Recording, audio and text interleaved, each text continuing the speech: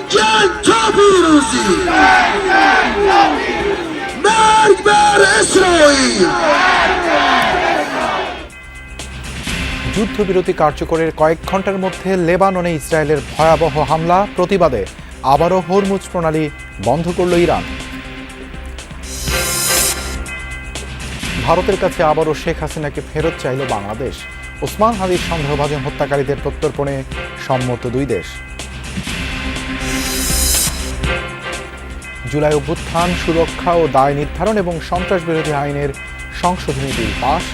বহাল থাকলো আওয়ামী লীগ ও অঙ্গ সংগঠনের কার্যক্রমে নিষেধাজ্ঞা।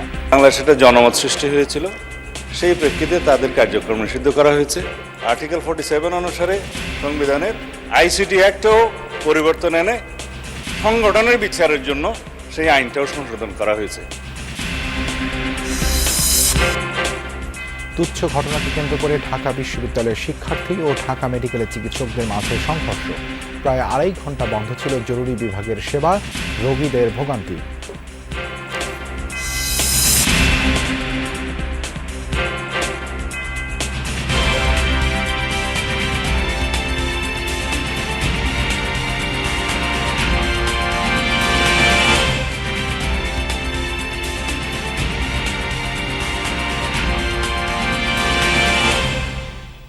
আমন্ত্রণ যমুনা নিউজে আপনাদের সঙ্গে আছে আমি দেবাশিস রঞ্জন সরকার। এতক্ষণ শিরোনাম দেখছিলেন। 2 সপ্তাহের জন্য যুদ্ধবিরতিতে সম্মত হয়েছে যুক্তরাষ্ট্র, ইসরায়েল, ইরান।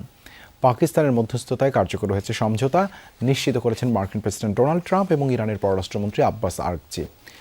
লেবানন ব্যতীত ইরানের যুদ্ধ বন্ধে রাজি হয়েছে ইসরায়েলও। 28 ফেব্রুয়ারি ইরানে শুরু হওয়া যুক্তরাষ্ট্র ইসরায়েলের যুদ্ধ সময়ের পরিক্রমায় ছড়িয়ে পড়ে পুরো মধ্যপ্রাচ্যে। দীর্ঘ 1 মাসের বেশি সংঘাতে ইরানের প্রায় 13,000 টার্গেটে হামলা চালায় যৌথ বাহিনী। বেশ কয়েকবারই তেহরানের সামরিক সক্ষমতা নিশ্চিহ্নের দাবি করে ওয়াশিংটন। চুক্তি করতে ইরানি প্রশাসনকে একাধিকবার সময়ও বেঁধে দেন মার্কিন প্রেসিডেন্ট ডোনাল্ড ট্রাম্প। মঙ্গলবার ডেডলাইন শেষ হওয়ার মাত্র কয়েক ঘন্টা আগেও ইরানের পুরো সভ্যতা ধ্বংস করার হুমকি দিয়ে পোস্ট দেন মার্কিন প্রেসিডেন্ট। হরমুজ প্রণালী খুলে দিতে আবারও বেঁধে দেয়া সময়সীমার কথা মনে করিয়ে দেন তেহরানকে। শেষ মুহূর্তে চরম নাটকীয়তা। নির্ধারিত সময়সীমার আধ ঘন্টা আগে ইরানে হামলা 2 সপ্তাহের জন্য স্থগিতের ঘোষণা দেন মার্কিন প্রেসিডেন্ট। এর কিছুক্ষণ পরই মধ্যস্থতাকারী পাকিস্তানের প্রধানমন্ত্রী শেহবাজ শরীফের এক্স পোস্টে আসে বড় ঘোষণা। জানান যুদ্ধবিরতিতে সম্মত ওয়াশিংটন, ইরান। ট্রাম্প ঘোষিত সময়সীমার মাত্র 10 মিনিট আগে আসে এই সিদ্ধান্ত, যা নিশ্চিত করেছেন ইরানের পররাষ্ট্রমন্ত্রী আব্বাস আরাগচি নিজেও। হোয়াইট হাউস বলছে যুদ্ধ বন্ধ করতে রাজি হয়েছে ইসরায়েলও। অবশ্য প্রধানমন্ত্রী নেতানিয়াহুর কার্যালয় জানিয়েছে ইরানের বিরুদ্ধে মানলেও লেবাননে যুদ্ধবিরতি মানবে না তেল আবিব। যদিও মধ্যস্থতাকারী পাকিস্তানের প্রধানমন্ত্রীর ঘোষণায় দাবি করা হয় লেবাননও এই যুদ্ধবিরতির আওতাধীন। শর্তানুযায়ী আগামী 2 সপ্তাহের জন্য হরমুজ প্রণালী দিয়ে চলাচল করতে পারবে জাহাজ। ইরানের সশস্ত্র বাহিনীর সাথে সমন্বয়ের ভিত্তিতে নিশ্চিত করা হবে নিরাপদ যাতায়াত। তবে যুদ্ধবিরতি চলাকালে নৌরুটটি দিয়ে যাতায়াতকারী জাহাজ থেকে টোল আদায় করবে ইরান ও ওমান, যা ক্ষতিগ্রস্ত অবকাঠামো পুনর্গঠনে খরচ করবে তেহরান। অনিক রহমান, যমুনা নিউজ। ইরানের যুদ্ধবিরতির পর গত 1 মাসের মধ্যে লেবাননের সবচেয়ে ভয়াবহ হামলা চালিয়েছে ইসরায়েল। মাত্র 10 মিনিটে লেবাননের 100টি স্থাপনা লক্ষ্য করে চলে হামলা। টার্গেট করা হয় রাজধানী বৈরুত, বোকা উপত্যকা ও দক্ষিণ লেবাননের বিভিন্ন এলাকা। এখনও নিশ্চিত হওয়া না গেলেও ব্যাপক প্রাণহানির আশঙ্কা করা হচ্ছে। লেবাননের সশস্ত্র গোষ্ঠী হিজবুল্লাহর কমান্ড অ্যান্ড কন্ট্রোল সেন্টার লক্ষ্য করে চালানো হয় এসব হামলা।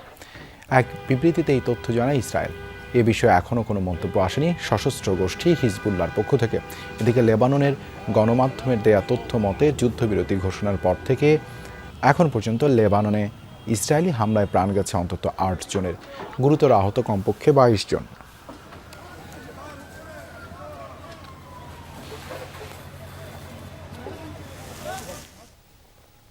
এদিকে যুদ্ধবিরতি কার্যকরের পরও লেবাননে ইসরায়েলি হামলার প্রতিবাদে হরমুজ প্রণালী বন্ধ ঘোষণা করেছে ইরান। ইরানের রাষ্ট্রীয় গণমাধ্যম ফার্স নিউজ নিশ্চিত করেছে এই তথ্য। জানা গেছে যুদ্ধবিরতির মাত্র কয়েক ঘন্টার মাঝেই লেবাননে সবচেয়ে বড় অভিযান চালিয়েছে ইসরায়েল। যুদ্ধবিরতির পর হরমুজ খুলে দেওয়ার নিশ্চয়তা দিলেও এই হামলার জেরে ফের প্রণালী বন্ধ ঘোষণা করেছে ইরান। যুদ্ধবিরতির শর্ত মোতাবেক লেবাননে হামলা বন্ধ না করলে গুরুত্বপূর্ণ এই নৌপথ দিয়ে চলাচল করতে পারবে না কোনো তেলবাহী ট্যাঙ্কার, এমন হুঁশিয়ারি দিয়েছে তেহরান। ভারতের কাছে আবারও মানবতাবিরোধী অপরাধের মামলায় মৃত্যুদণ্ডপ্রাপ্ত শেখ হাসিনাকে ফেরত চেয়েছে বাংলাদেশ। দিল্লি সফররত পররাষ্ট্রমন্ত্রী ডক্টর খলিলুর রহমানের সঙ্গে সে দেশের পররাষ্ট্রমন্ত্রী ও নিরাপত্তা উপদেষ্টার বৈঠকে দ্বিপাক্ষিক বিভিন্ন বিষয়ে আলোচনা হয়। বুধবার পররাষ্ট্র মন্ত্রণালয় এক বিবৃতিতে জানিয়েছে, পররাষ্ট্রমন্ত্রী বুধবার নয়াদিল্লিতে ভারতের পররাষ্ট্রমন্ত্রী ডক্টর এস জয়শঙ্কর এবং তেল ও প্রাকৃতিক গ্যাস মন্ত্রী শ্রী হরদীপ পুরীর সঙ্গেও বৈঠক করেন। বৈঠকগুলোতে প্রধানমন্ত্রীর পররাষ্ট্র বিষয়ক উপদেষ্টা হুমায়ুন কবির এবং ভারতে নিযুক্ত বাংলাদেশের হাই কমিশনার রিয়াজ হামিদুল্লাহ উপস্থিত ছিলেন। শহীদ ওসমান হাদির সন্দেহভাজন হত্যাকারীদের গ্রেপ্তার করায় ডক্টর খলিলুর রহমান ভারত সরকারকে ধন্যবাদ জানান। দুদেশের মধ্যে প্রত্যর্পণ চুক্তিতে নির্ধারিত পদ্ধতি অনুসারে গ্রেপ্তারকৃত ব্যক্তিদের বাংলাদেশে ফেরত পাঠানো হবে বলে উভয় পক্ষ সম্মত হয়। এ সময় আন্তর্জাতিক অপরাধ ট্রাইব্যুনাল কর্তৃক মৃত্যুদণ্ডপ্রাপ্ত শেখ হাসিনা এবং তার সরকারের স্বরাষ্ট্রমন্ত্রী আসাদুজ্জামান খান কামালকে বাংলাদেশের প্রত্যর্পণের জন্য বাংলাদেশের পক্ষ থেকে অনুরোধ পুনর্ব্যক্ত করা হয়।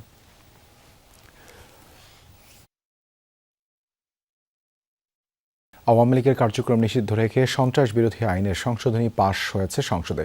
স্বরাষ্ট্রমন্ত্রী সালাউদ্দিন আহমদ কর্তৃক উত্থাপনের পর সর্বসম্মতি কণ্ঠভোটে এটি পাশ হয়। ফলে এখন থেকে কোনো ব্যক্তি বা সত্তা, অর্থাৎ রাজনৈতিক দল বা সংগঠনকে সন্ত্রাসে জড়িত অভিযোগে নিষিদ্ধ করতে পারবে সরকার।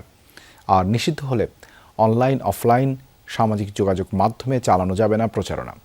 কেউ আর্থিক বা অন্য কোনোভাবে সহায়তা করলে আনা হবে শাস্তির আওতায়। এদিকে লিখিত প্রশ্নের উত্তরে সংসদ নেতা তারেক রহমান জানান, জীবনমুখী ও অন্তর্ভুক্তিমূলক শিক্ষা ব্যবস্থা গড়ে তুলতে চায় সরকার।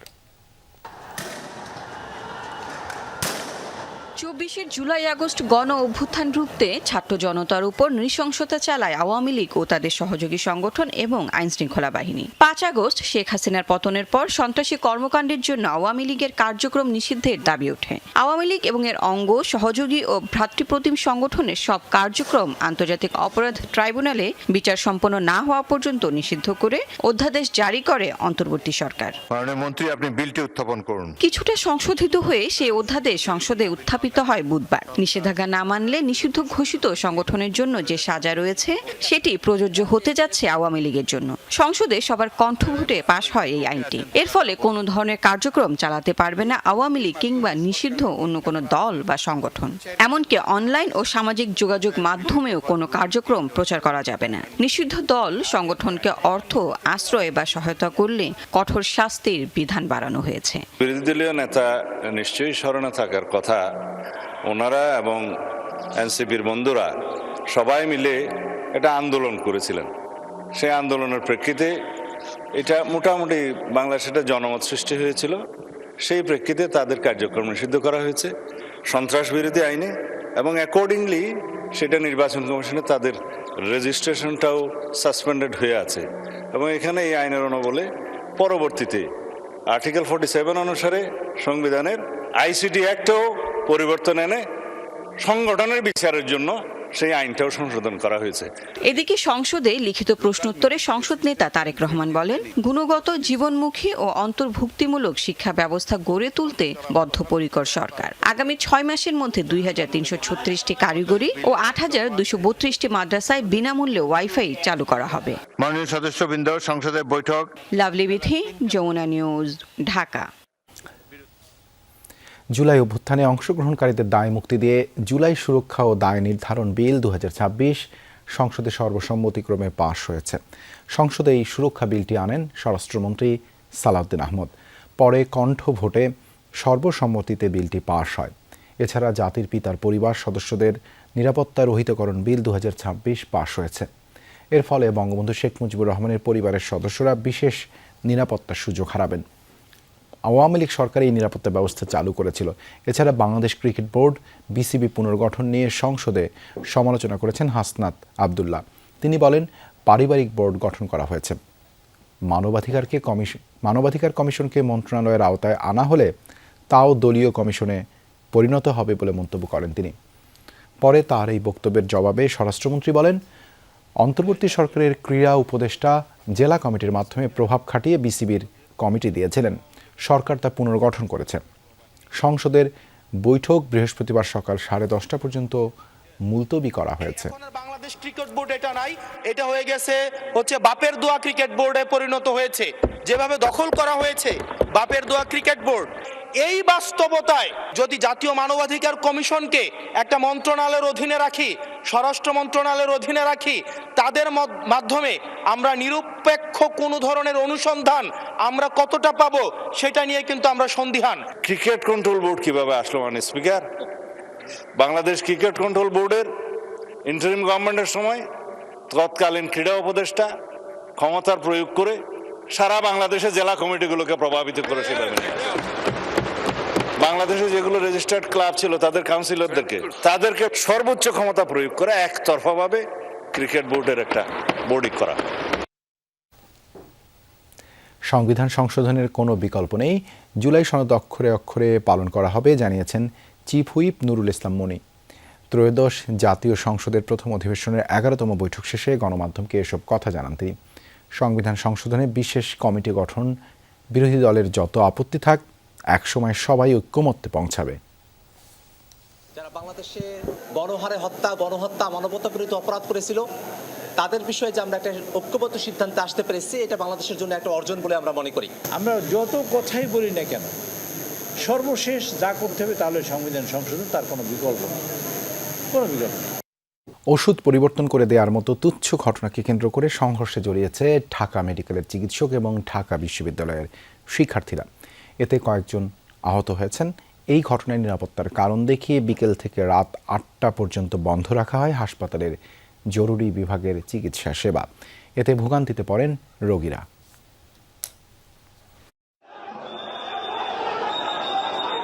এই দৃশ্য দেশের সবচেয়ে ব্যস্ত হাসপাতালের। তুচ্ছ ঘটনাকে কেন্দ্র করে সংঘর্ষে জড়ায় ঢাকা মেডিকেলের চিকিৎসক আর ঢাকা বিশ্ববিদ্যালয়ের শিক্ষার্থীরা। সন্ধ্যার কিছুক্ষণ আগের এই ঘটনায় ধাওয়া পাল্টা ধাওয়া চলে দফায় দফায়। সংঘর্ষ থামাতে দ্রুত ঘটনাস্থলে পৌঁছায় পুলিশ। এ সময় ইন্টার্ন চিকিৎসকরা গেটের ভেতরে এবং বাইরে অবস্থান নেন ঢাকা বিশ্ববিদ্যালয়ের শিক্ষার্থীরা বলেন, বোটানি বিভাগের এক শিক্ষার্থী অসুস্থ হয়ে হাসপাতালে চিকিৎসা নিতে যান। তাকে প্রেসক্রাইব করা ওষুধ আশেপাশের ফার্মেসিতে না পেয়ে তা পরিবর্তন করে দেওয়ার অনুরোধ জানান, কিন্তু চিকিৎসক সম্মত না হলে কথা কাটাকাটি হয়। এক পর্যায়ে হাতাহাতি থেকে রূপ নেয় সংঘর্ষে। দায়িত্বরত যে ডাক্তার ছিল, যে তাকে প্রেসক্রিপশন দিয়েছে, তাকে এসে বলে যে স্যার আমাকে ক্যান্ডলি এটা চেঞ্জ করে দেন, আমি এটা কোথাও খুঁজে পাচ্ছি না, আমার অবস্থাটা খারাপ, আমার জন্য স্যার কী করবেন, আমার খুবই ক্রিটিক্যাল কন্ডিশন। এই কথা বলার পরে সম্ভবত 3 থেকে 4 জন ডাক্তার তাকে এক্সরে রুমের মধ্যে নিয়ে গিয়ে তাকে রীতিমতো মারধর করে। আমাদের দুই গ্রুপ আলাদা করে দুই গ্রুপের উপর অ্যাটাক করে, সিনিয়র ভাইদের উপর অ্যাটাক করে, আনসারদের দিয়ে আমাদের উপর অ্যাটাক করে, চাকু দিয়ে ওরা আঘাত করছে, গলা কাটি দিয়েছে, এই জায়গাতে ওরা ছুরি মারছে। কেন?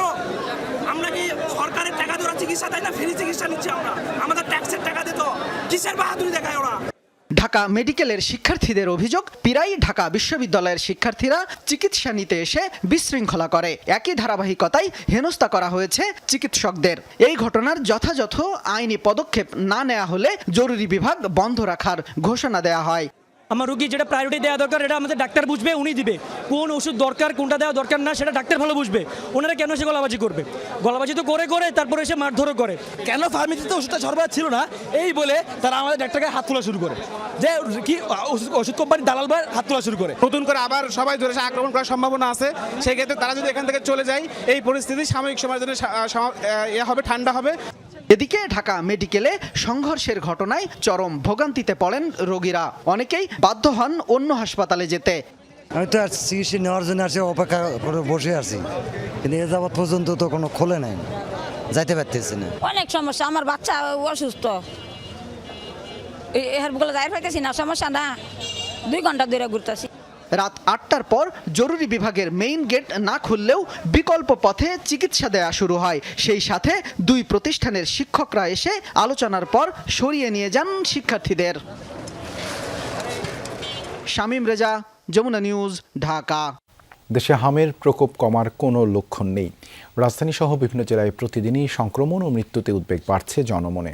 মহাখালী সংক্রামক ব্যাধি ও ডিএনসিসি ডেডিকেটেড হাসপাতালে উপসর্গ নিয়ে ভর্তি হচ্ছে নতুন রোগী। তাদের জায়গায় দিতে হিমশিম খাচ্ছে কর্তৃপক্ষ। তীব্র জ্বর, শরীরে র্যাশ আর চুলকানির পাশাপাশি সর্দি, কাশি, শ্বাস প্রশ্বাসে জটিলতা ও ডায়রিয়ায় ভুগছে রোগীরা, যাদের প্রায় সবাই শিশু। স্বাস্থ্য অধিদপ্তরের তথ্য অনুযায়ী গত 24 ঘন্টায় হামের উপসর্গ নিয়ে মারা গেছেন 10 জন আর হাসপাতালে ভর্তি হয়েছেন 1248 জন।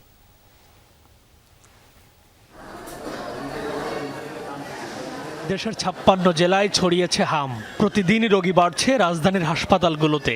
তীব্র জ্বর, র্যাশ, চুলকানি, ডায়রিয়া ও শ্বাসকষ্টের জটিলতায় ভুগছে শিশুরা। ধারণ ক্ষমতার চেয়ে বেশি রোগী ভর্তি সংক্রামক ব্যাধি হাসপাতালে। ডিএনসিসি হাসপাতালেও প্রতিদিনই বাড়ছে চাপ।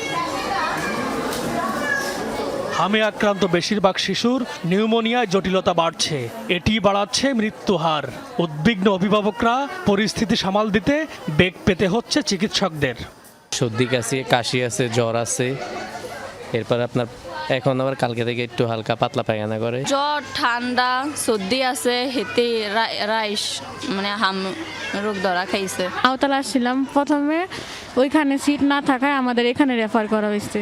105 জ্বর ছিল, তখন হয়তো বুঝতে পারিনি যে হাম রোগ হবে বা কিছু। তারপর আস্তে আস্তে আর কি ওর শরীরে র্যাশ ওঠা শুরু করলো।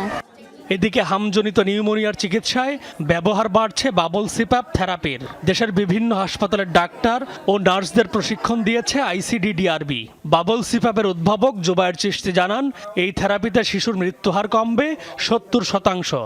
WHO স্ট্যান্ডার্ড যে অক্সিজেন, সেটাতে দেখা গেছে প্রতি 100টা বাচ্চার মধ্যে 24টা বাচ্চার তার মেকানিক্যাল ভেন্টিলেটর লাগতেছে।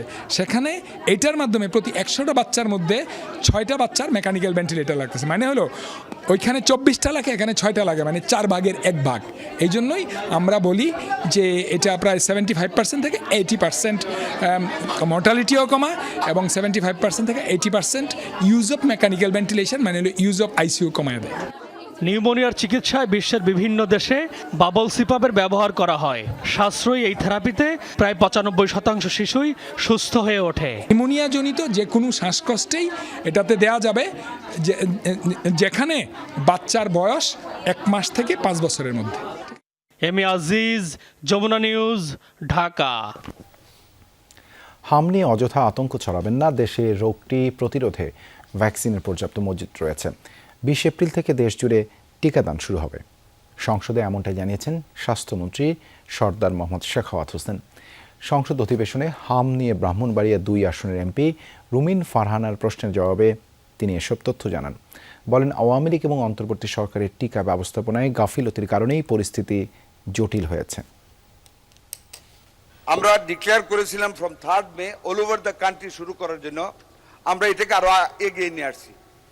আমরা আরো এগিয়ে নিয়েছি because we have been able to collect the necessary vaccines from UNICEF by this time, and so we are expediting the vaccination program all over the country from 20th of this month. আমরা 14 দিন এগিয়ে নিয়ে আসছি। শেরপুর 3 আসনে জাতীয় সংসদ নির্বাচনের vote বৃহস্পতিবার।